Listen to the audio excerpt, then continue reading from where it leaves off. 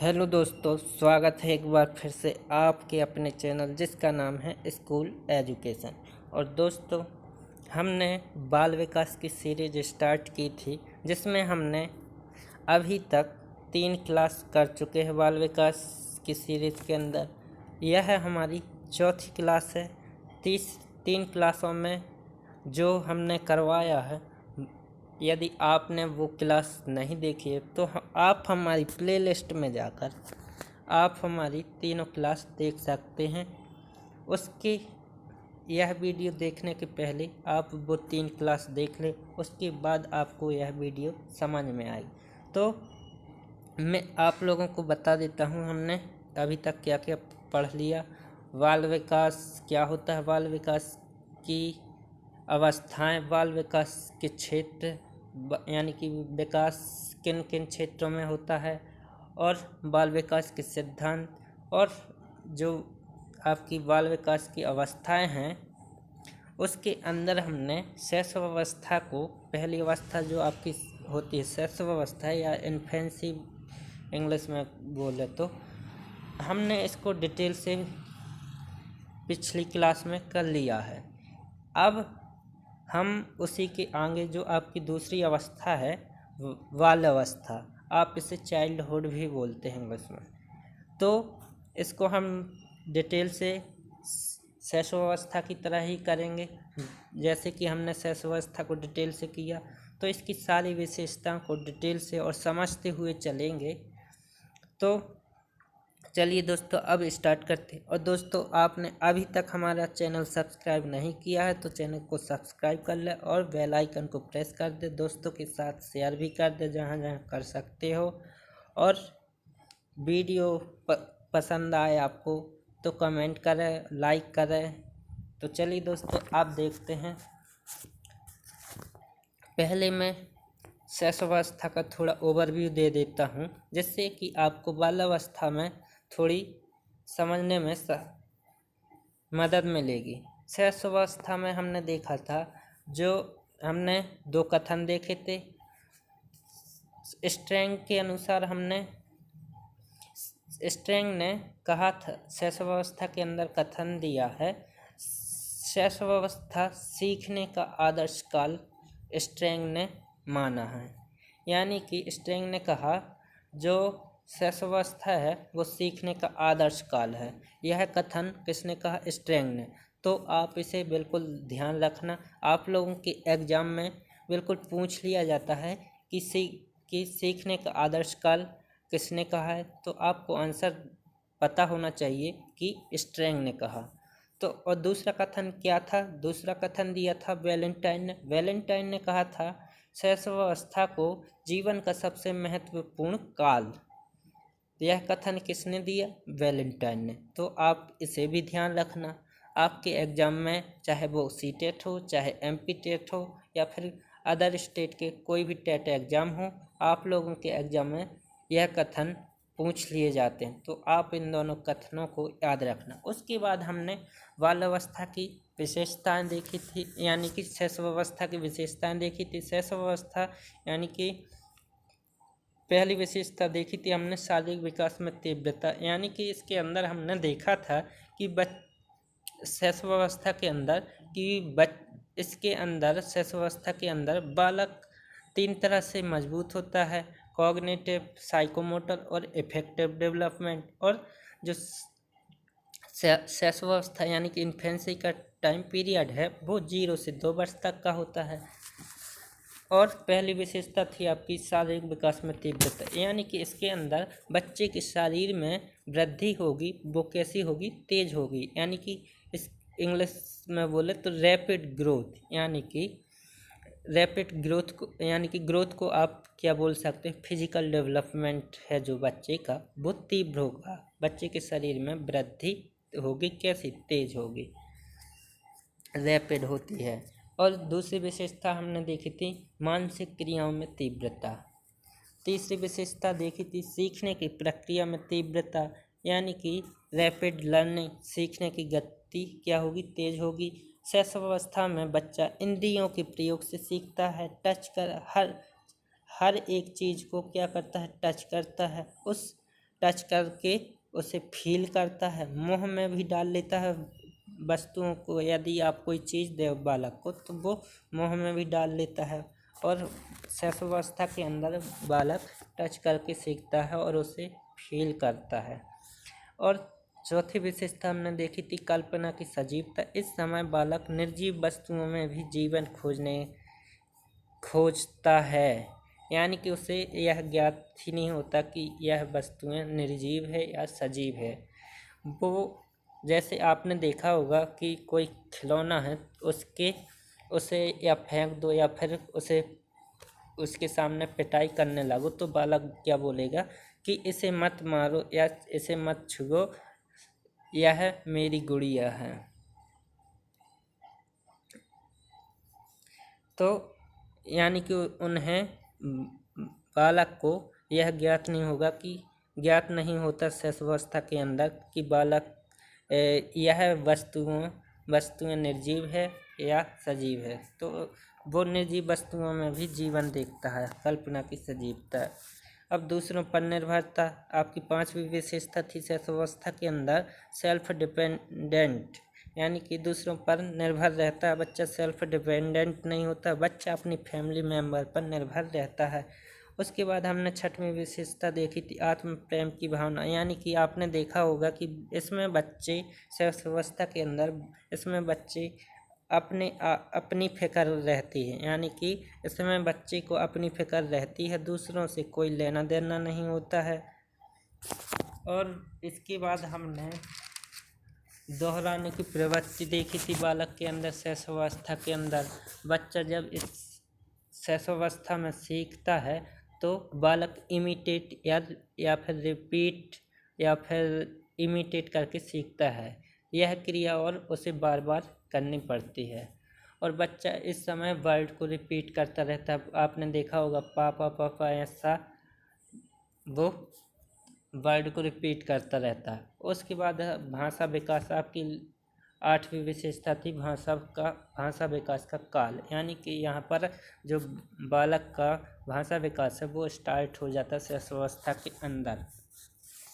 अब हम देखेंगे बाल्यावस्था को दोस्तों दो भागों में बांट दिया गया है। सीटेट के अकॉर्डिंग मैं बता रहा हूँ।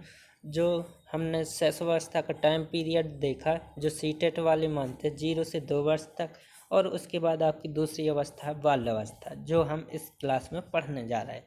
तो बाल्यावस्था का जो टाइम पीरियड है वो सबसे पहले तो आपको फिर से मैं यह बात याद दिला देता हूँ कि जो यानी कि अवस्थाएं हैं आपकी वो यूनिवर्सल नहीं हैं और बहुत सारे मनोवैज्ञानिक हैं, उन्होंने अपने अपने मत दिए हैं, जिसमें हमने सेकेंड या फर्स्ट क्लास में जिसमें हमने देखा था रॉस के अनुसार, हरलॉक के अनुसार अवस्थाएं और उनका टाइम पीरियड भी देखा था। तो सभी ने अपने अपने मत दिए हैं और जो अवस्थाएं उनका टाइम पीरियड भी अलग अलग अपने अनुसार उन्होंने बताया है। लेकिन जो सीटेट वाले मानते हैं शैशवावस्था का टाइम पीरियड सीटेट वाले मानते हैं 0 से 2 वर्ष तक। उसके बाद आती है आपकी दूसरी बाल्यावस्था को दो भागों में बांट दिया गया है। पूर्व बाल्यावस्था जिसे आप प्री चाइल्डहुड भी बोलते हैं और बाल्यावस्था को आप इंग्लिश में चाइल्डहुड बोलते हैं। तो पूर्व बाल्यावस्था को आप क्या बोलते हैं? Pre childhood.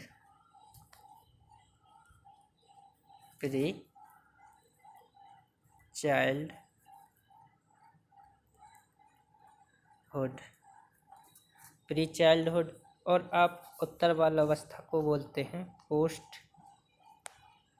चाइल्डहुड।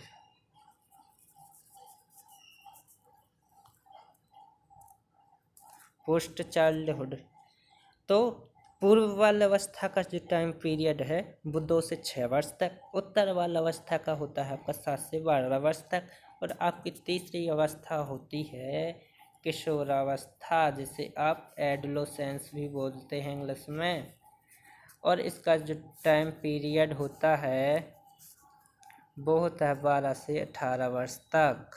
तो आप लोगों को 3 अवस्था है मुख्य रूप से। तो अब सब इसके अंदर हम बाल्यावस्था के अंदर पूर्व बाल्यावस्था उत्तर बाल्यावस्था दोनों को देखेंगे और डिटेल से दोनों की अलग अलग विशेषताएं देखेंगे कि पूर्व बाल्यावस्था में क्या कैसे बालक का विकास होता है और उत्तर बाल्यावस्था में कैसे।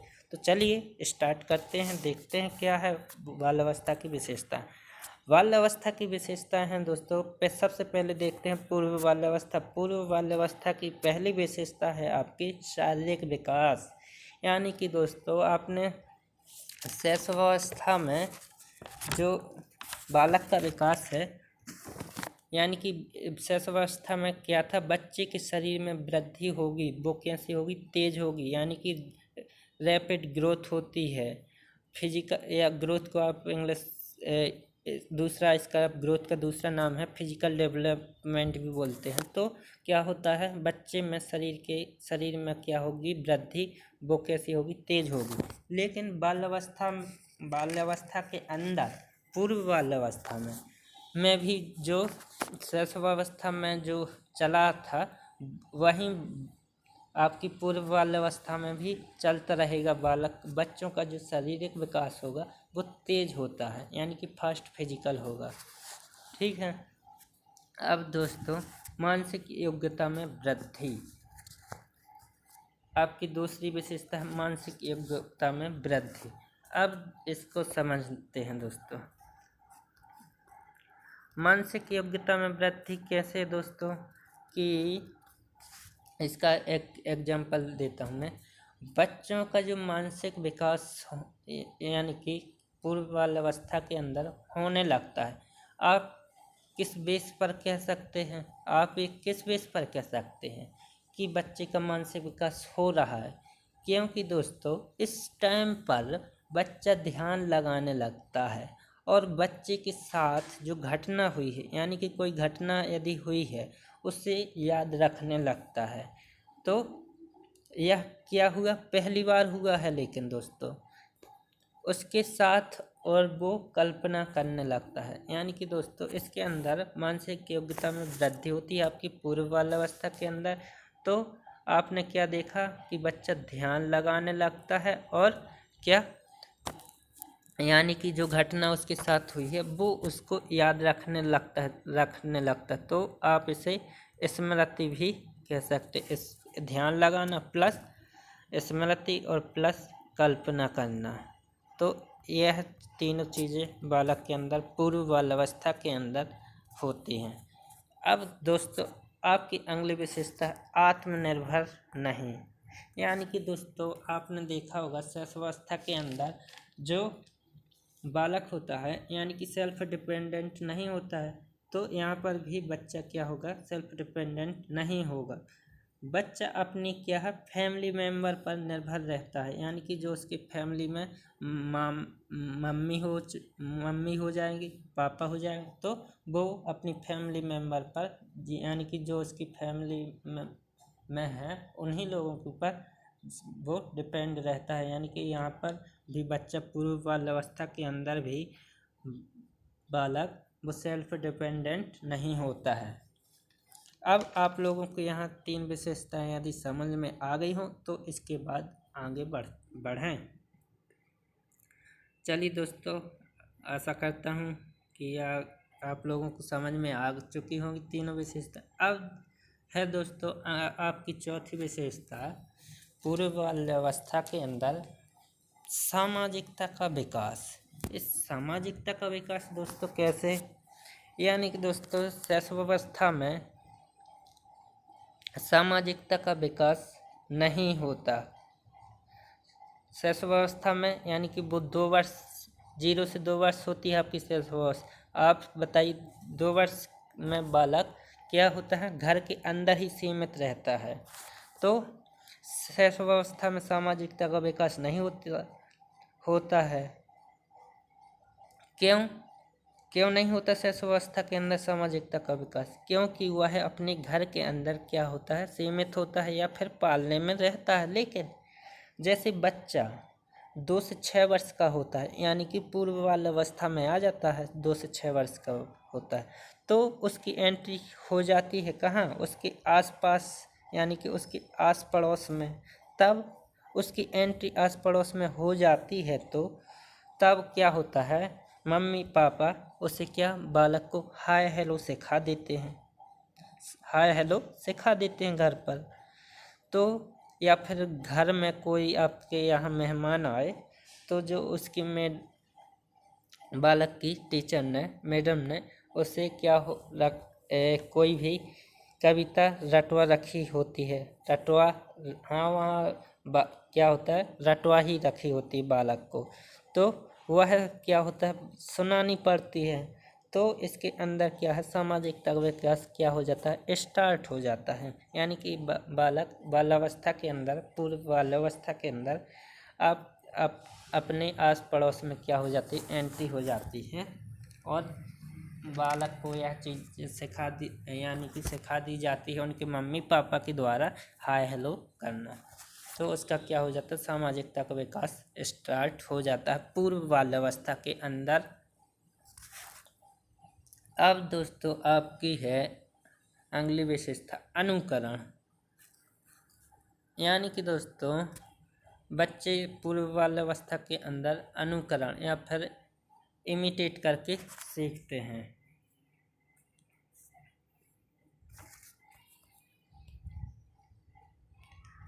और दोस्तों अगली विशेषता है आपकी जिज्ञासा। यानी कि दोस्तों जिज्ञासा का मतलब यहाँ पर पूर्व बाल्यावस्था के अंदर क्या होगा कि जो यहाँ पर बच्चे होंगे वो क्वेश्चन करना क्या हो जाता है, स्टार्ट कर देते हैं। क्या हो जाता है, क्वेश्चन करना स्टार्ट करते हैं, यानी कि क्वेश्चन पूछने लगते हैं। और यह उत्तर बाल्यावस्था ही होती है जो 7 से 12 वर्ष।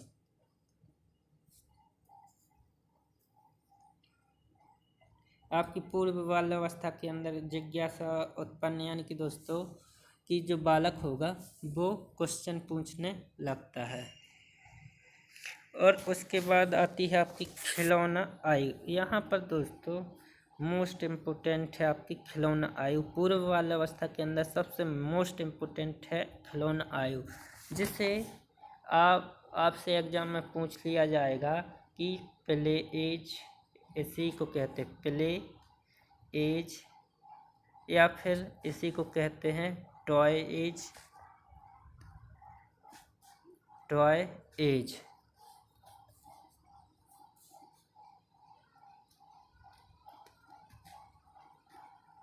प्ले एज या फिर इसी को बोलते हैं टॉय एज, या फिर इसको खिलौना आयु के नाम से भी जानते हैं। तो आप लोगों से बिल्कुल पूछ लिया जाएगा आपके एग्ज़ाम में, चाहे वो सीटेट का एग्ज़ाम हो, चाहे एमपी टेट का, या फिर कोई भी अदर स्टेट टेट का एग्ज़ाम हो, तो आपसे पूछ लिया जाएगा कि खिलौना आयु या फिर प्ले एज या फिर टॉय एज किस अवस्था को कहा जाता है या माना जाता है। तो आप लोगों को आंसर क्या देना है, पूर्व बाल्यावस्था। बाल्यावस्था के अंदर वो भी पूर्व बाल्यावस्था। तो आप लोगों को ध्यान रखना है खिलौना आयु किसको कहा जाता है, पूर्व बाल्यावस्था। अब आते हैं अपन उत्तर बाल्यावस्था के अंदर। जो उत्तर बाल्यावस्था का जो टाइम पीरियड है वो 7 से 12 वर्ष तक है। कब से कब तक माना जाता है उत्तर बाल्यावस्था का, 7 से 12 वर्ष तक। अब इसके अंदर की विशेषताएं क्या हैं वो देखते हैं।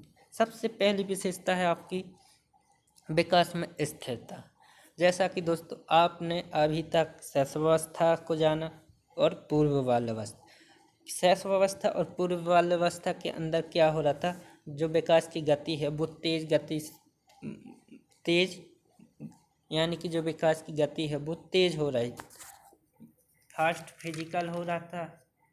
यानी कि आपकी पूर्व बाल्यावस्था के अंदर बच्चों का जो शारीरिक विकास है वो तेज होता है, और शैशवावस्था में भी। लेकिन यहाँ पर जो आपकी उत्तर बाल्यावस्था में आते हैं बालक जैसे ही, तो विकास में क्या आ जाती है, स्थिरता। शैशवावस्था के अंदर बच्चे में शरीर में वृद्धि कैसी होती है, तेज, यानी कि रैपिड ग्रोथ। रैपिड ग्रोथ क्या आप इंग्लिश में फिजिकल डेवलपमेंट भी बोलते हैं। तो यहाँ पर शैशवावस्था के अंदर बच्चे के शरीर में क्या होगी, वृद्धि कैसी होगी, तेज होती है। उसके बाद आप पूर्व बाल्यावस्था में आता है जब बालक, तो बच्चों का शारीरिक विकास भी तेज होता है। यानी कि पूर्व बाल्यावस्था और शैशवावस्था, यहाँ पर बच्चे का शारीरिक विकास वो होगा, तेज होगा। लेकिन जैसे ही बालक उत्तर बाल्यावस्था में आता है तो उसका जो विकास है, अभी तक क्या जा रहा था, बिल्कुल सीधा जा रहा था शैशवावस्था और पूर्व बाल्यावस्था। लेकिन जो अब उसका विकास है, वो उसके विकास में थोड़ी गिरावट आएगी, विकास में स्थिरता आ जाती है। लेकिन यह बात बिल्कुल हमेशा याद रखना, जो यानी कि बालक का विकास है, वो गर्भावस्था से लेकर मृत्यु पर्यंत तक बिल्कुल निरंतर, कंटिन्यू, बिल्कुल सतत भी बोलते, सतत को आप लगातार बोलते हैं। तो जो विकास है गर्भावस्था से लेकर मृत्यु पर्यंत तक बिल्कुल चलता रहता है, निरंतर चलता रहता है। यह प्रक्रिया जो डेवलपमेंट की प्रोसेस है, वो कभी भी रुकती नहीं है। यह बात बिल्कुल हमेशा ध्यान रखना आपको। तो विकास में स्थिरता आ जाती है, थोड़ी गति है वो मंद हो जाती है, लेकिन जो विकास की प्रोसेस है वो अवश्य चलती रहती है, कभी भी रुकती नहीं। मानसिक क्षमता में वृद्धि होती है। यानी कि दोस्तों आपने देखा होगा पूर्व बाल्यावस्था के अंदर क्या हो रहा था, जो बालक के साथ कोई घटना घट रही होती है, तो क्या उसे बालक क्या करने लगता, याद रखने लगता था और कल्पना करने लगता था, और यानी कि स्मृति वो ध्यान रखने रखा था, ध्यान लगाने लगता था। मानसिक क्षमता में वृद्धि, यानी कि दोस्तों जो पूर्व बाल्यावस्था के अंदर बालक मानसिक विकास होने लगता है। आप किस बेस पर कह सकते हैं कि बच्चे का मानसिक विकास हो रहा है? क्योंकि दोस्तों इस टाइम पर पूर्व बाल्यावस्था के अंदर जब टाइम पर बच्चा ध्यान लगाने लगता है और बच्चे के साथ जो घटना हुई उसे याद रखने लगता है, और यह कब हुआ था, पहली बार हुआ था। तो इसमें भी मानसिक क्षमता में उत्तर बाल्यावस्था में आते उसकी मानसिक क्षमता में जो वो हो जाती है, वृद्धि हो जाती है। अब संवेगों पर नियंत्रण भी हो जाता है उसका। संवेगों पर नियंत्रण यानी कि दोस्तों क्या हो, संवेगों पर नियंत्रण हो जाता है। यहाँ पर संवेगों पर नियंत्रण कैसे होगा दोस्तों, कि यदि बालक रो रहा होता है और यदि उसकी मम्मी ने उससे कहा कि शांत हो जा, नहीं तो एक थप्पड़ लगाऊंगी, तो वो पूर्व बाल्यावस्था के अंदर यदि बालक है तो वो क्या हो जाएगा, वो रुकेगा नहीं, वो लगातार रोते रहेगा। लेकिन उत्तर बाल्यावस्था के अंदर यदि बालक है तो वो क्या हो जाएगा, चुप हो जाएगा, क्योंकि उत्तर बाल्यावस्था के अंदर उसे वास्तविकता का ज्ञान होता है और उसे संवेगों पर नियंत्रण आ जाता है, और वो क्या हो जाता है, वास्तविकता का ज्ञान होता है, और वो उसे कार्य करने के पहले क्या हो जाता है, काम करने के पहले उसे रिजल्ट का पता होता है। तो संवेगों पर नियंत्रण ऐसे आता है दोस्तों। अब वास्तविकता का ज्ञान। वास्तविकता का ज्ञान दोस्तों अभी मैंने थोड़ा पहले ही बताया।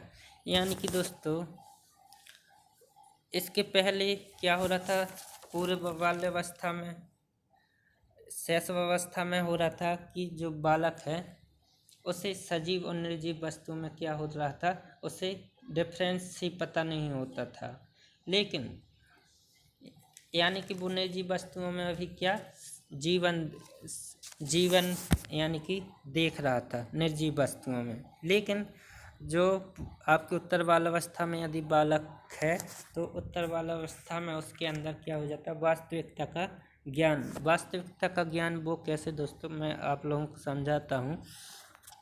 यानी कि जो वास्तविकता का ज्ञान होता है वो उत्तर बाल्यावस्था में होता है, ठीक है। पूर्व बाल्यावस्था में क्या कर रहा होता है, आप लोगों ने सुना होगा, बालक क्या करता है, मेरी गुड़िया, इसे मत छुओ, इस तरह के क्या वाक्य बोलते हैं पूर्व बाल अवस्था के अंदर। लेकिन यहाँ पर उत्तर बाल अवस्था में क्या हो जाता है, यहाँ पर बच्चों को वास्तविकता का ज्ञान होता है कि उसे पता होता है कि क्या चीज़ ठीक है और क्या चीज़ क्या है गलत है, यानी कि सही और गलत के उसमें वो वास्तविकता का ज्ञान हो जाता है उनको, यानी कि क्या चीज़ ठीक है और क्या चीज़ गलत है। यह उसे पता होता है कि कोई काम करने से पहले उसे रिजल्ट का पता होगा कि इसका रिजल्ट क्या होगा। उसे इस अवस्था में वास्तविकता का ज्ञान होता है। अब आप लोगों को यहाँ पर 4 विशेषताएं यदि क्लियर हो तो दोस्तों एस टाइप कर दें और इसके बाद फिर आगे बढ़ते हैं। अब अगली विशेषता है दोस्तों आपकी रचनात्मक कार्यों में रुचि। रचनात्मक कार्यों में रुचि वो कैसे दोस्तों, उत्तर वाला अवस्था में, यानी कि बच्चों से यदि कोई बोरिंग काम करवाओगे तो क्या होगा, वह बिल्कुल भी रुचि नहीं लेगा। लेकिन यदि आप रचनात्मक यानी क्रिएटिविटी कार्य करवाओगे तो यहाँ पर बच्चा क्या होगा, उसमें रुचि लेगा। तो क्या होगा, रचनात्मक कार्यों में रुचि, यानी कि बोरिंग कार्यों में वो बिल्कुल रुचि नहीं लेगा। वो क्रिएटिविटी कार्यों में क्या होगा, रुचि, रचनात्मक कार्यों में रुचि लेगा। सहयोग की भावना। अब उत्तर बाल अवस्था के अंदर सहयोग की भावना कैसे आती है यह देखते हैं। इसे बहुत डिटेल से पूरी विशेषताएं दोस्तों डिटेल से समझाऊंगा, बस आप लोग पूरा वीडियो देखें। और अभी तक आप लोगों को समझ में आ गया हो तो लाइक का बटन भी दबा दें दोस्तों, वीडियो को लाइक कर दें और दोस्तों के साथ भी शेयर करते रहें। चलिए दोस्तों, अब आपकी 6वीं विशेषता सहयोग की भावना, इसको समझने की कोशिश करते। यहाँ पर बच्चा क्या हो जाता है, त्याग करना सीख जाता है। आपका उत्तर बाल अवस्था के अंदर यहाँ पर बच्चा क्या होता है, त्याग करना सीख जाता है। पूर्व बाल अवस्था में क्या होता है कि घर में कोई चीज़ जैसे आ गई तो पूर्व बाल अवस्था में क्या होता है दोस्तों, कोई चीज़ घर में आई खाने के लिए तो वह उसकी होगी, यानी कि बच्चा वो उस चीज़ को पूरा किसी को भी नहीं देगा। क्यों होगी, क्योंकि उसके अंदर क्या है, आत्म प्रेम, यानी कि सेल्फ सेंटर्ड है। वो दूसरों में तो रुचि लेगा लेकिन आत्म प्रेम है वो। लेकिन यहाँ उत्तर वाला अवस्था में क्या हो जाता है, सहयोग की भावना आ जाती है। और उसमें सहयोग की भावना आई तो उसने क्या सीखा होगा दोस्तों, उसने सीखा होगा यानी कि यानी कि अपने साथ में शेयर करना, दूसरों के साथ शेयर करना। सहयोग की भावना के आई तो फिर क्या सीखा होगा बच्चे ने, यानी कि साथ में क्या होगा, शेयर करना सीखा होगा उसने। तो चलिए दोस्तों, अब आप लोगों को सहयोग की भावना यानी कि समझ में आ गई होगी।